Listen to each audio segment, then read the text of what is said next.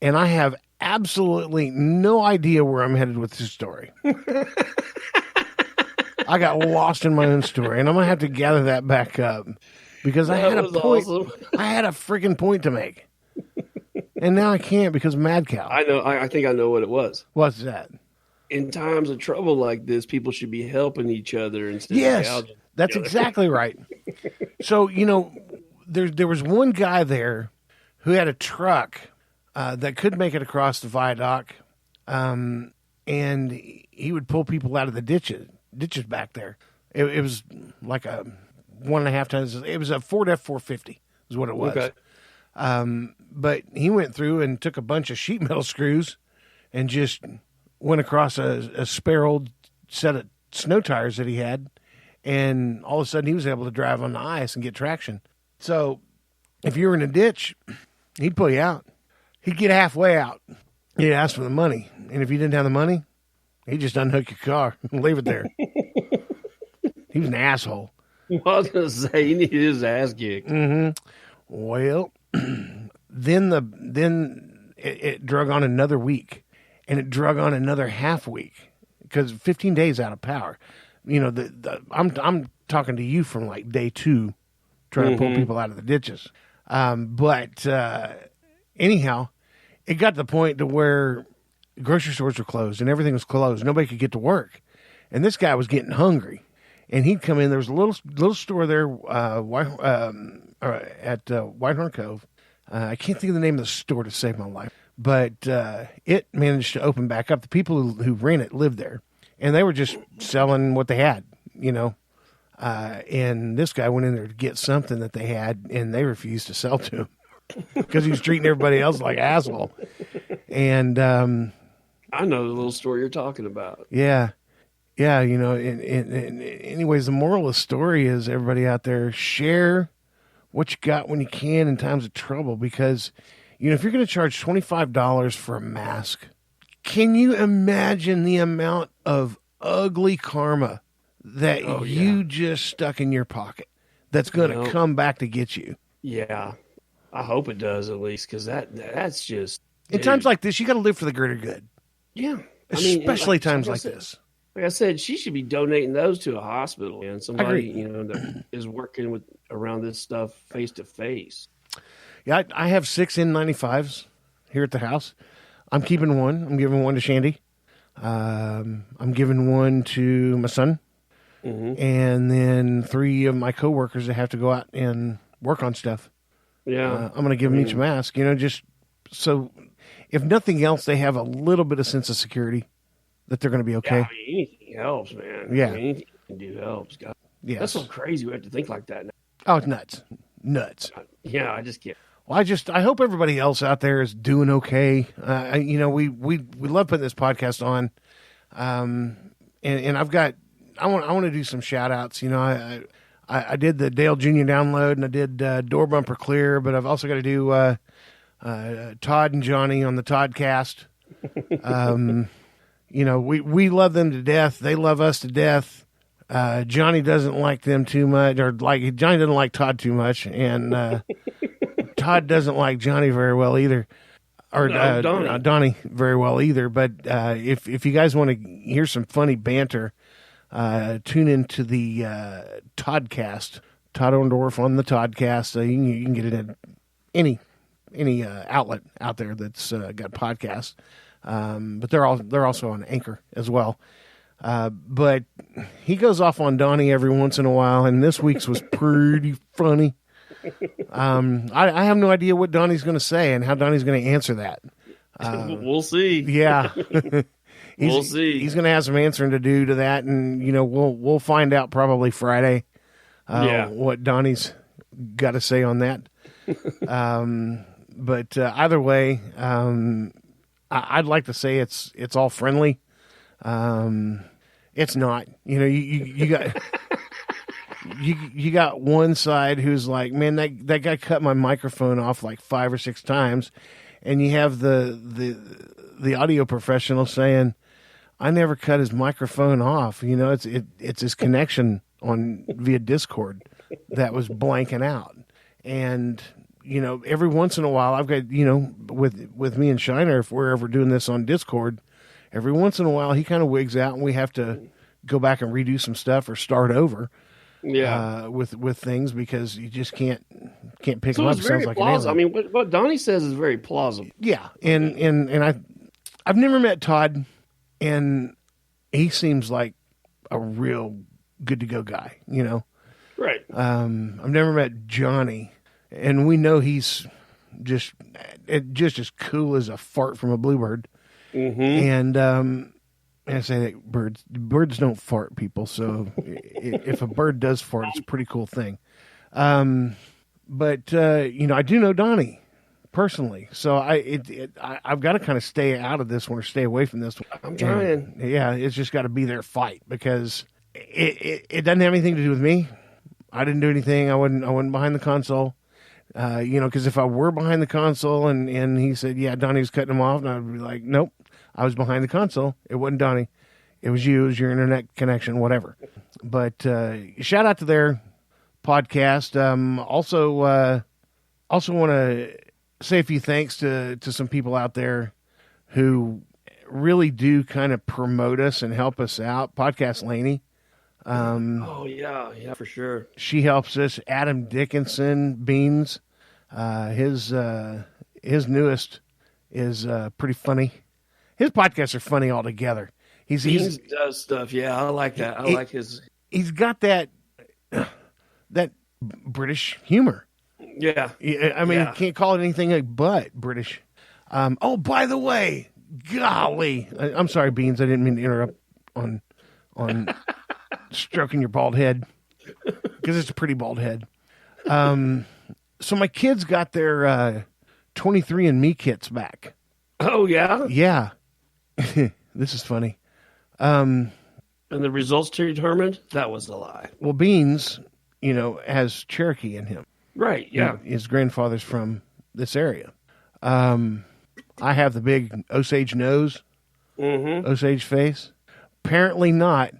No, we don't even come from this part of America. A little bit of us come from Virginia, and a lot of us came from Scotland and England. And there's some Native American? None. Zero. Whoops. Less than zero. And they're 20% German, which I can see that. I don't think I am. It's got me wanting to do that now. You can get that little swab and check. But their mom, her maiden name is extremely Dutch, and Dutch is generally German-speaking German area. So I think it's probably where they get the German part from them, because I don't think I'm anything around German. But the vast majority of it was Scotland, England, Ireland, that area, and Middle Europe. When I say Middle Europe, I'm meaning like Belgium, Switzerland, somewhere around there. Yeah, okay. Area. But and Virginia, very, very, very old East Coast Virginia. But that's it. So I'm curious. Yeah, I'm curious about buying one too. It's got my curiosity up. Yeah, because I was getting ready to, because we were. That's what I was telling him. I was like, I'm getting so damn bored now. I think I'm gonna try to do a genealogy search and see if we're where we are Indian, and where we can prove it. And she said, "Well, Dad, you might hold off on that." So why? She said, "Well, I don't think we're Indian."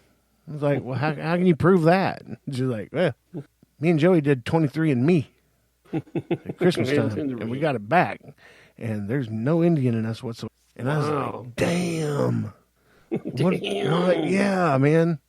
Like you've been living a lie. Oh, I mean, like, there goes my Indian housing if I ever wanted it. Yeah, well, yeah. There's that.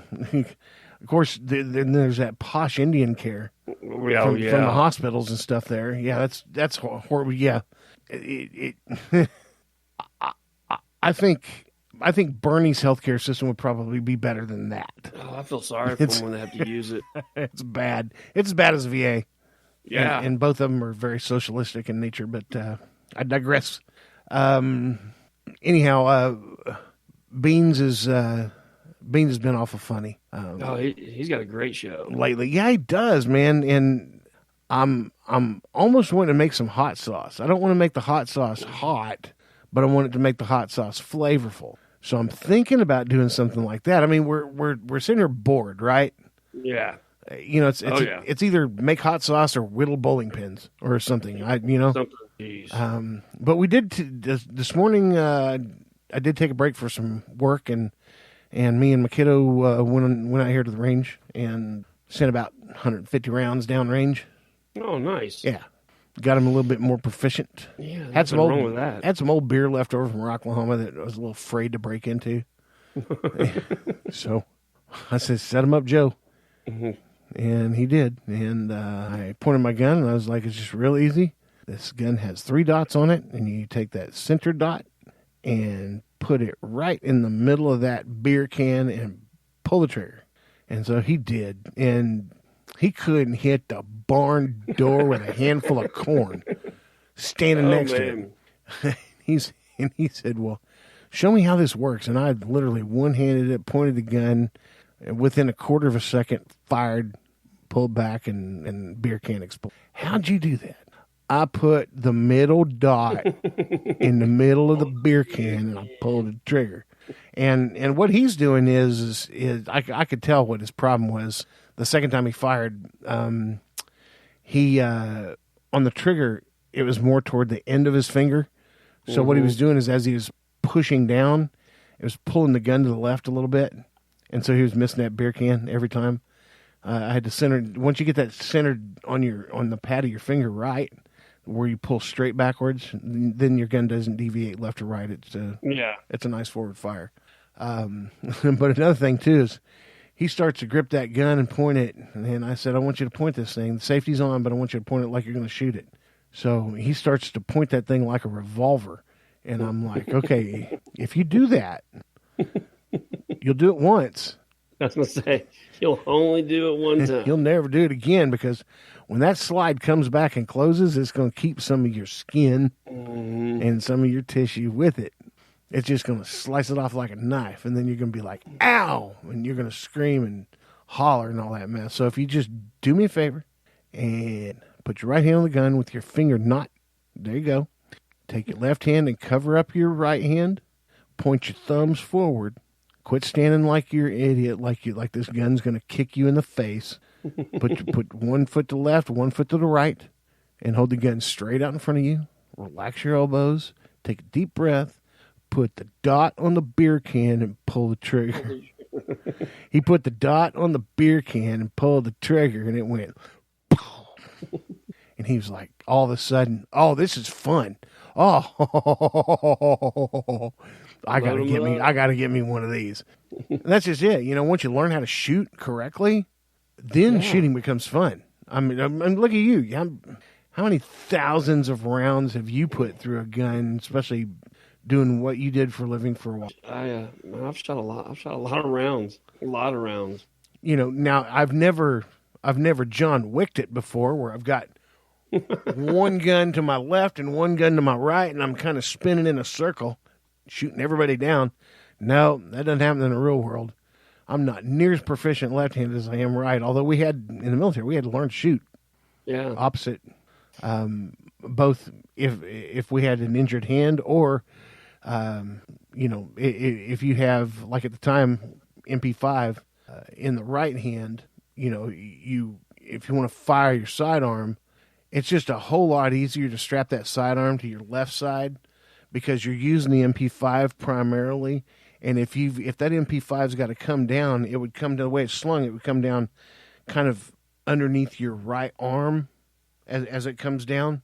Mm-hmm. It rested more on the right side of your chest than it did the left, which puts the draw point to your sidearm a little bit further out, because you're kind of having to go over part of the gun, part of your MP5, to get to that sidearm, where on the left side there was nothing. And then we got it was about the time we got pretty proficient at that. Then we started getting gear that had a lot of Velcro on it. And so we could literally take a holster and Velcro it right to our chest. And so we would have it right-handed right there as well. So you could carry that MP5 with the right hand, or you could drop the MP5